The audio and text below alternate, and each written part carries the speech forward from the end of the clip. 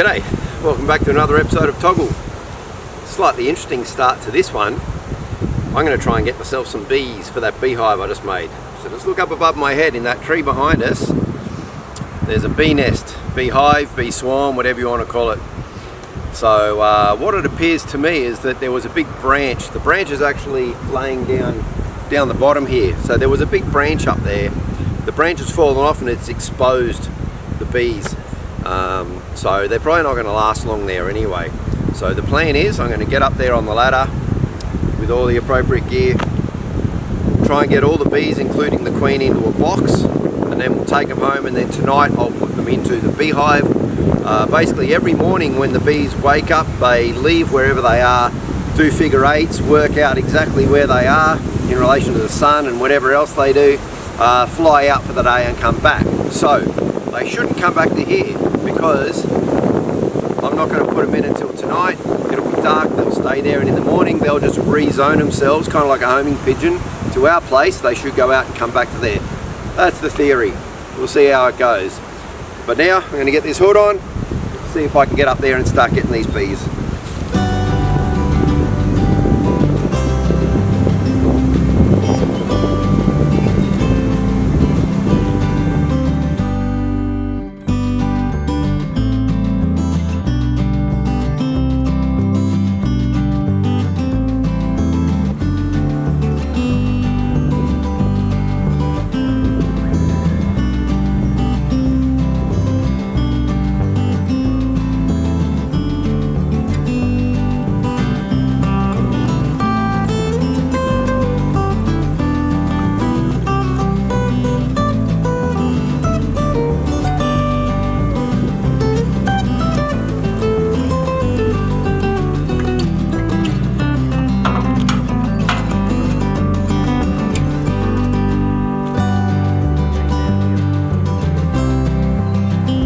Of course not. I'll just stay there.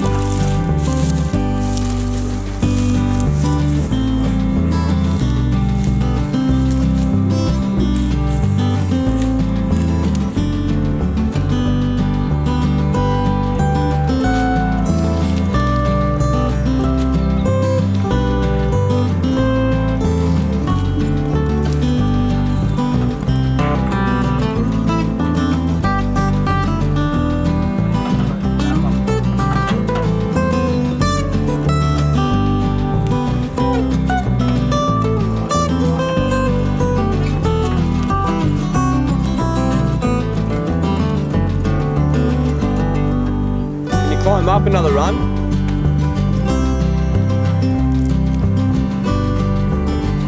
Well, don't drop your box.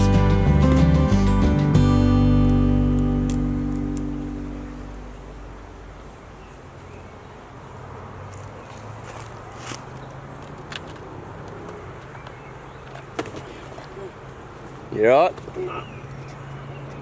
Just drop the box and climb back out of the loop if you want.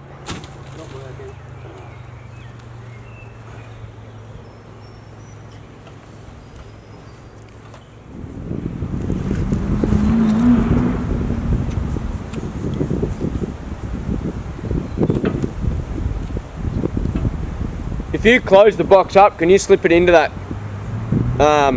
notch? To just like hold it for a minute? Into there?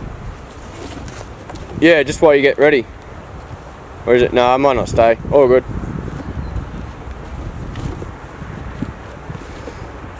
Don't let it drop. Those bees are everywhere. I'm not coming to your rescue now.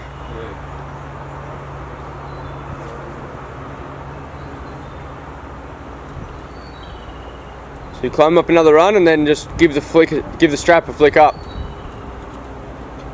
I need to shorten this strap up heaps.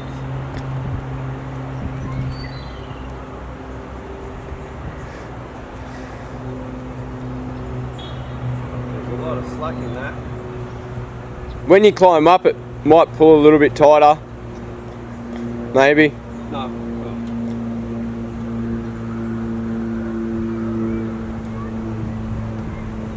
I wish I bought that fucking drill to screw the box on there. Yeah. Would have felt a whole lot safer. You can always crank it in a few clicks or just undo it, pull through. I'm not confident to go up another rung because it's trying to pull me around this way. The whole thing wants me to swing. I'm fighting to stay over this side to the right. Yeah, that's why I was staying initially to go up around the middle, but Yeah.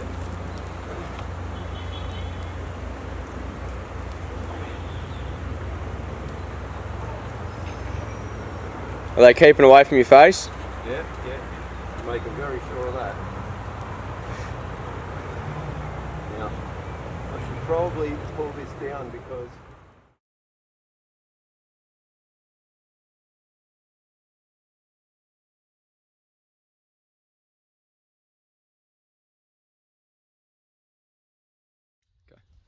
okay, bees 1, Jace 0.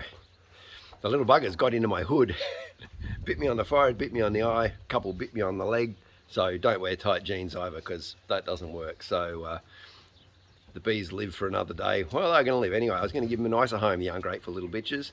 So it looks like I've got to wait a couple of days for all of this swelling to go down. And yeah, it stings. It stings like I've got vinegar in my eye. But it was worth a try. I'll just have to find an easier swarm somewhere else.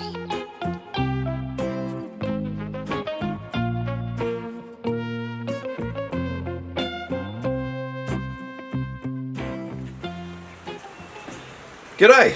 Well, it's been several days since that little bee incident. Swelling's gone down. Back to my handsome looking self. Well, as handsome as I can be. Anyway,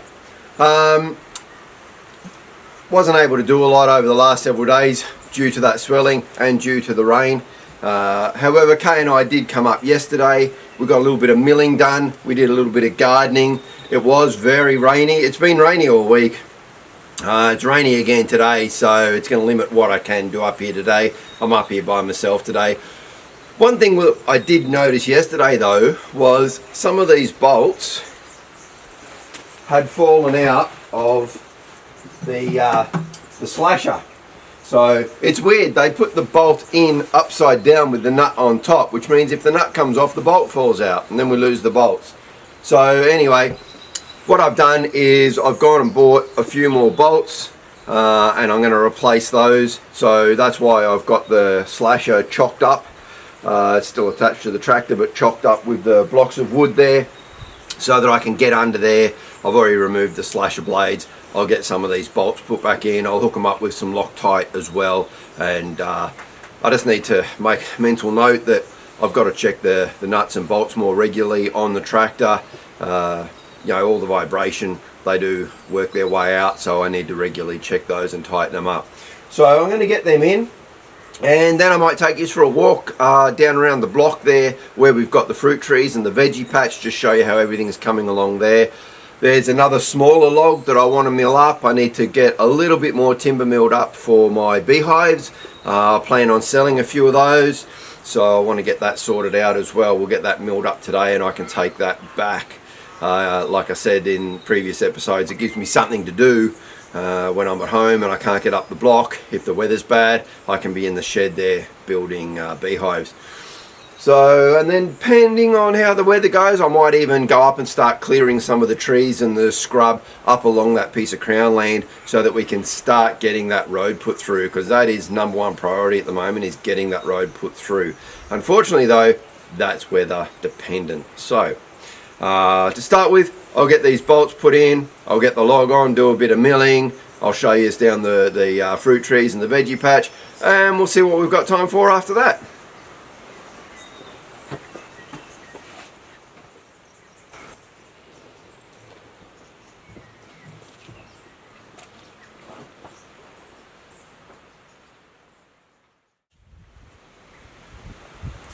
Now, if I drop that bolt straight in without the 2 washers, like the one on the left that you can see there, this is what happens. Oh, let me get down here. You can see there that the thread doesn't go all the way up to the top, which means I can't get it tight enough. With 2 washers in though, you can see that the thread is all the way to the top, so I'll be able to tighten it up. So I have to put the 2 washers in, and that'll just space it up. And then I'm going to use some Loctite on the nut as well.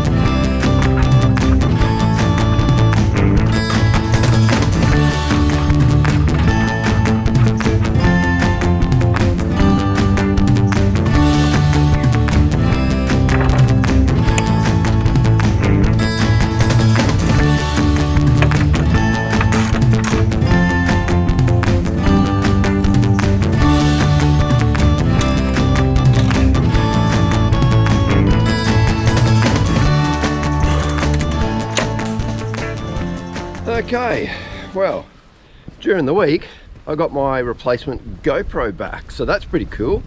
First time using it. Hopefully everything sounds fine as you're watching this.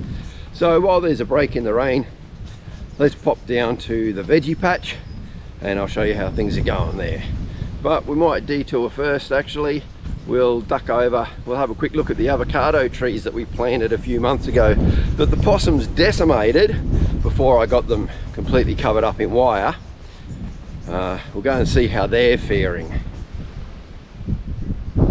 Okay, so they've survived, thank God. Got some lovely new shoots coming up there. So looks like our avocado trees are gonna make it. The other one, it's the same, so I won't bother going over to there. We'll just head over to the dog run slash veggie patch slash orchard. We're getting a lot of this tree cleared away too, so there's not too much more of that left to be chopped up, which is good. Check this out though, with that warmer weather and all the rain we've been having, the grass is really growing fast. I think I'm going to have to bring the mower up here, the push mower. The slash is not too bad, but this grass is so lush and thick, the slasher tends to just bend it over. As you can see here, we tried the slash the other day, but just tends to push the grass over, so I'll probably just have to bring the mower up. Anyway, the cherry trees, yep, looking really good. I mean, there won't be any fruit on them this year, that's fine, but the point is they're obviously surviving well, flourishing, and that's what we want. Now this one here, this is a little apricot tree. It's come along well. Now when Kay and I were up here yesterday, what I did was took a heap of dirt from the dirt pile over the back there, and I brought it down and dumped it over the fence here, and then we raked it out and we've just made like another bed. What we've planted here is corn, so we've got 3 to 4 rows in there of corn. We've got something called, I think it's crystal gem corn or gem corn. It's a colourful corn. You can make corn flour out of it and popping corn and that sort of thing. And then we've also got the normal yellow sweet corn as well. So yeah, we're just, rather than dig anything up, we just dump the soil straight on top of the grass, and hopefully not too much of the grass grows through. We'll see how we go.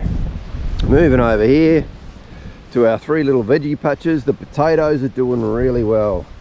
They've shot up beautifully, so that's good. And we've got, these are the onions that Kayleen grew in little seed pots and we transplanted. And then the other day I just threw a heap more seed in along here, and you can see those onions are shooting up already, which is great. And these were the little zucchinis, I believe. They're not doing too bad. They've got a little bit more size in them, but I thought they'd go a bit better, maybe with a bit warmer weather. Popping over this way, and we've got the broccolis coming along. That's nice. And the peas, yeah, the peas could be doing a bit better. I do find this when we transplant from seedlings, so I might actually throw a few seeds directly into the ground. And silver beet, again, not doing too bad. Hopefully as the weather picks up though, as it gets warmer and warmer, this should all really take off. But we're getting there, not bad for our very first go.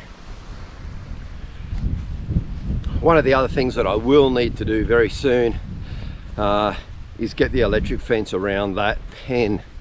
I need to stop the possums going in there. Thankfully we haven't had any issues so far, but as we get more starting to grow in there, yeah, we need to stop those possums getting in, so I need to get that electric fence around. But just one of many things I need to get done up here. It'll all be weather dependent, but now that we're moving into heavily into spring and onwards to summer, hopefully we'll get a lot more dry days. I'll get a lot more done. For now though, I need to get this log moved. I need to start milling up a bit of timber.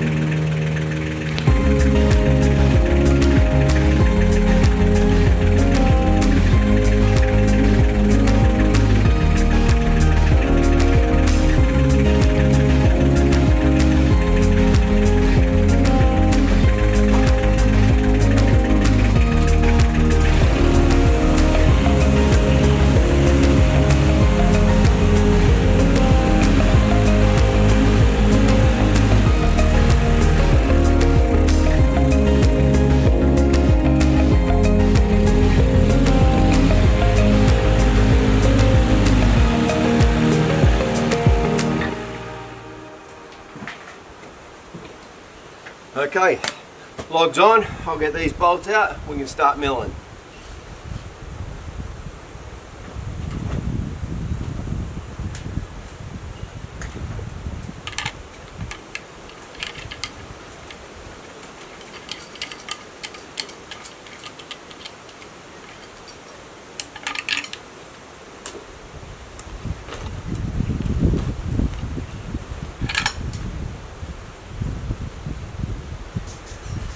Well, that was good timing because it's just started raining again.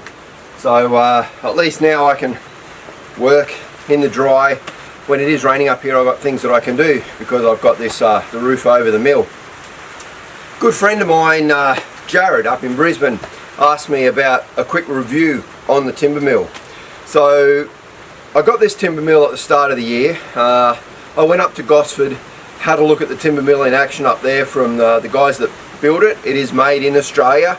Now obviously it came disassembled in a big pallet, probably all up weighs about 500 to 600 kilos, so fairly heavy, and then I had to assemble it here, and that's in the earlier videos you see me assembling. But I got it from, you can go to hardwoodmills.com.au. That's where you can go online and buy this mill and a whole heap of other mills as well. But the thing I was really impressed with this mill was the depth of cut. So a lot of them can cut quite wide, but they don't have a very big depth of cut. So that being from where the blade is up to the top. So how deep can you cut? This had the deepest depth of cut that I could find. So that's why I went with this one. Basically just under 10 grand. You can pay a few extra $1,000 and you can actually get this where these rails that it runs on is actually a trailer. So you can take it around with you. That would be very handy, and I'm actually thinking later on I might actually buy one of the trailers as well. If I can make it down the end of the shed here, where I can bring the trailer up and marry it to the rails that this is on, I'd be able to slide the unit off onto a trailer, take it elsewhere, do some milling, come back, slide it back on. So the trailer is actually something I'm thinking I might go for as well. But I've been very impressed with this. It starts first time every time, uses very little fuel, cuts beautifully. Now you did see in one of the previous episodes only a couple ago where we snapped a blade. We actually ended up snapping both blades. They'd had a fair bit of use this year. It's now November. I've been using this heavily since January, so I'm not surprised that they went. I've just ordered and received a tungsten carbide blade, so it's a much better blade. I think it was worth about $230, but it can go 10 times longer without needing sharpening, and you've seen me sharpen these blades as well. So that's only been on for a day or two and it is cutting beautifully, like really smooth. And that's good because what I'm going to cut up with this log is I need to cut up a whole heap of the top bars for my beehives. So they're those little bars that sit on top. Now for those I need to be very precise. They need to be 2.5 centimeters by 3.5 centimeters. With the way that this is cutting now, I'll have no problem cutting those up to the millimeter, and that's what I need. So that's why I've decided to use this slightly smaller log, because I am up here by myself and I'm going to cut a heap of those battens. I've also brought up the drop saw today so that once I've cut those lengths, they only need to be 50 centimeters long. That log, if I remember correctly, is 1.6 meters. So I'll be able to chop that up, and that's going to mean I can fit it into the car a lot easier as well. Check out that rain coming through. It's just changed like that. It was only 5 minutes ago we were down there in the veggie patch and the sun was out. But no, all in all, a fantastic rig. I really do love this timber mill. It's probably one of the best things I've ever bought. It's fantastic. And 10 grand might sound like a pretty hefty price tag, but I tell you what, for the lumber that you can cut if you've got access to free timber, the lumber you cut, it will pay for itself in no time. So if you're interested in a timber mill, I highly recommend them. Get a hold of Jeff. He's the guy that runs Australian Hardwood Mills. I'll put the link in the description and you'll probably see it through the videos because there is a sticker on the back of it anyway. But right now I need to get some milling done.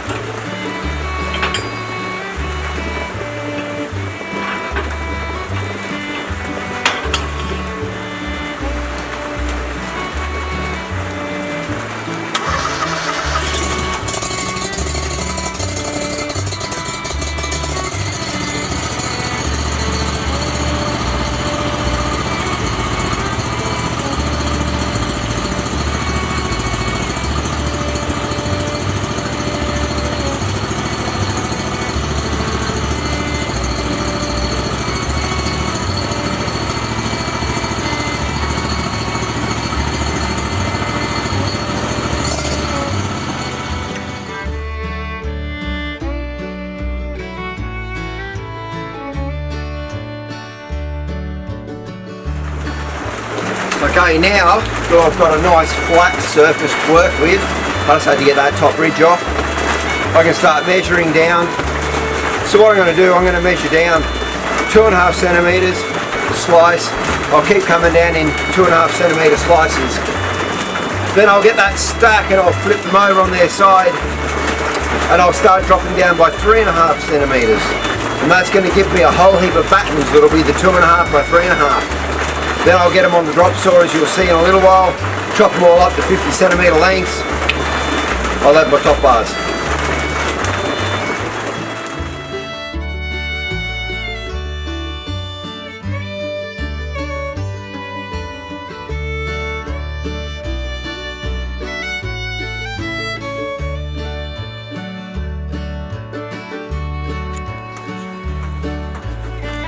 These slabs of timber are absolutely beautiful. Just check out the colours and the pattern in this log here.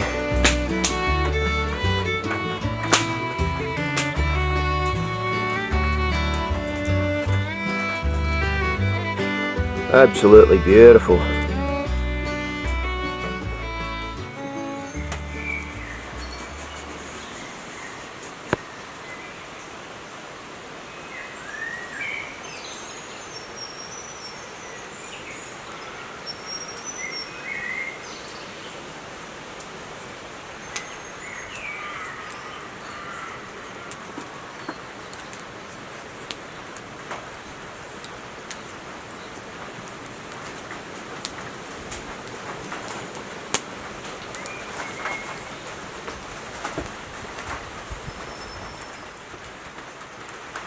All the timber's now milled up into these 2.5 centimeter slabs. So now what I'm going to do is I'm going to take these, put them over here upright, and then I'll start cutting through in the 3.5 centimeter lengths, and that should make the battens. Now there's going to be a lot of waste and excess in that as well, obviously, just with the nature of the way that all these slabs bend and curve, but anything that comes off the outside edges where it doesn't quite make 50 centimeters or whatever, I mean, that'll just end up being firewood. I'll leave it up here all pre-cut, which is really nice, but we will out of the centre get a decent amount of these top bars that I need. Just thought I'd show you something which demonstrates how good this saw is as well. The last slab I had left when I got down, so the final piece that was sitting on the base, was 3 centimeters thick. So I thought, well, I wonder if I can bring the blade down, because it only cuts down to a certain depth. I thought, I wonder if I can bring it down just that little bit more, and I was able to. I was able to bring it down just by an extra couple of mil and shave so that I could get the final piece at 2.5. But let me show you what I shaved off.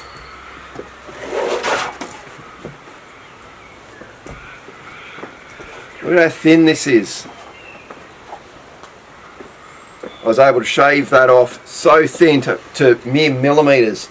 And it's so thin, you can actually see the light through that. That's how thin that timber is. I'm actually thinking I could probably use this, maybe bend it around very gently. I might even be able to make like a lampshade or something, but the way that the colours come through that, and that's just from the sun,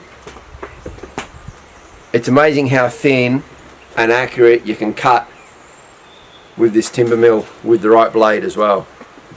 It's amazing. I'll be Rolf Harris. Some people will get that, some people won't.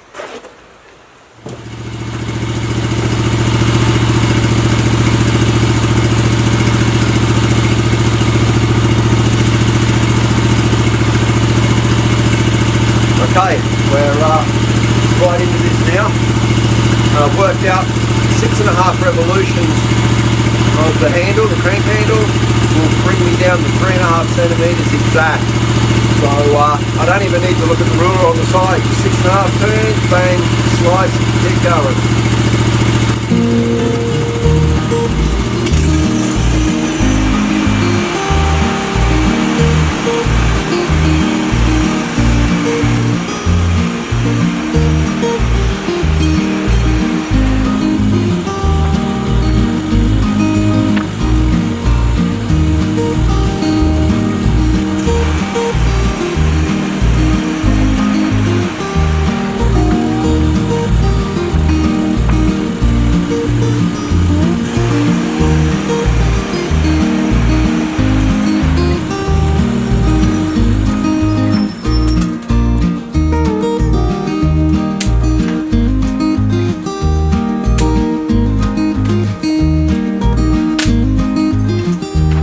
Okay, so I've set up the circular saw on the sawhorse. I've now got all of these top bars here.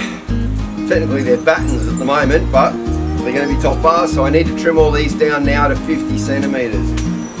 All that scrap in the back, that'll be firewood. I'll probably give that a trim down just into nice small pieces for putting on the fire as well. I've got a generator up here that should run this. I haven't tried it yet, so we'll see how we go. Alright, Jenny's on. Let's see.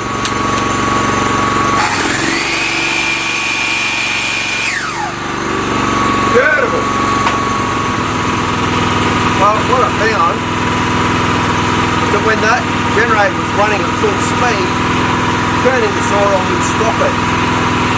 If I throttle it down a little, the saw will run, but the saw doesn't run at full speed, but at least it runs without the generator cutting out. So I think at the moment I'll just deal with the saw running a little slower. I'll get all these cut up. It's a 5 kilowatt kVA, 5 kVA or 5 kilowatt whatever generator, so it should be running with saw. Yeah, kind of weird that when it's running at full power, the generator, it wants to cut out when I turn the saw on. I'm not sure why. If anyone knows, put a comment below, let me know. Otherwise, I'm just going to cut these at slow speed. It's a wet afternoon anyway. I'll get all these cut up and it saves making a mess at home anyway.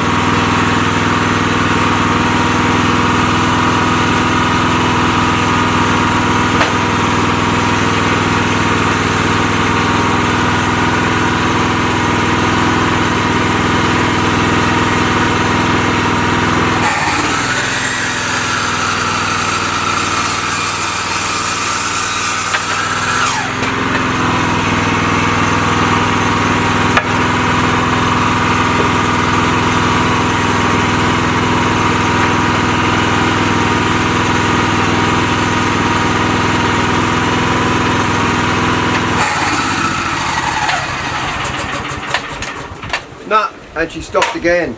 So I'm not quite sure what it's doing. I've got to work this out. Alright, so it's behaving really weirdly. Right now that's been running for a minute or so. So I turn this on.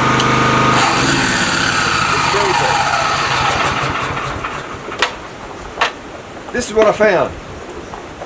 If I turn that on and get straight over to this and turn this straight on, you'll hear the generator raise in revs, and it actually runs. As long as I keep this running, the generator doesn't turn off. So what it means is that I'm making my cut and then moving the timber and keep cutting. Now, don't be concerned about the fact that I'm moving timber through here whilst I've got this running. There is this shield. As soon as this saw goes up, that shield's there, and I cannot push that down without depressing the safety lever. When I do, that's when the shield will come out. So I'm not going to cut my hand. I can pass my hand through there. It's going to be fine.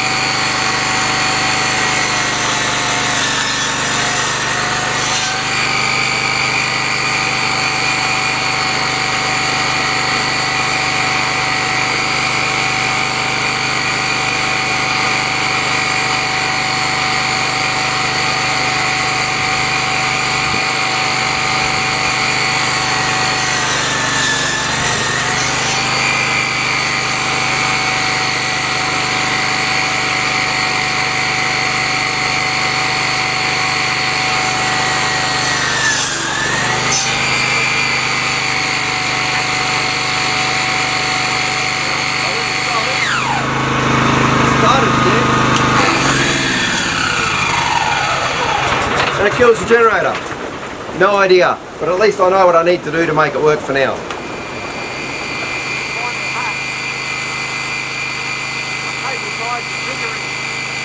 I've been able to actually up the reg on the generator. We're running faster. Everything's running faster now.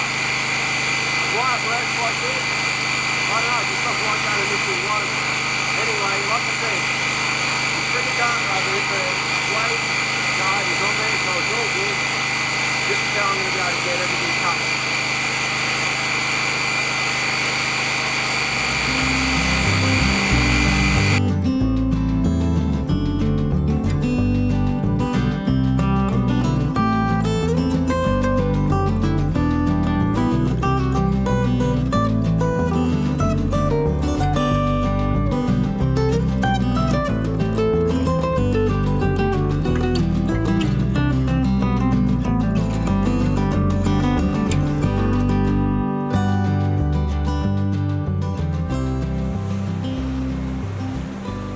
Well, that was a big afternoon of cutting. Got all of that cut up, and I reckon they're looking at what is stacked in the tractor. There's probably around about 300 top bars. Now it takes 35 to do a beehive, so that means I've probably got enough to do about 8 beehives, I would say. Also got a pile of timber there that you can see. That'll be handy for burning with a little fire up here. Got all that sorted out too. So now I need to get the car loaded up with the timber and with the saw and the sawhorse, get all that back into the car to take that back down home with me. I've only got a little bit of time before I need to leave. So that's all I'm going to get done for today, and that's a wrap on the video as well. So thanks for watching. I hope you've enjoyed this episode. If you liked it, click like, click subscribe, whatever. Anyway, I hope you've enjoyed it, and I look forward to bringing you another one next week. Have a great weekend, stay safe, talk soon. Cheers.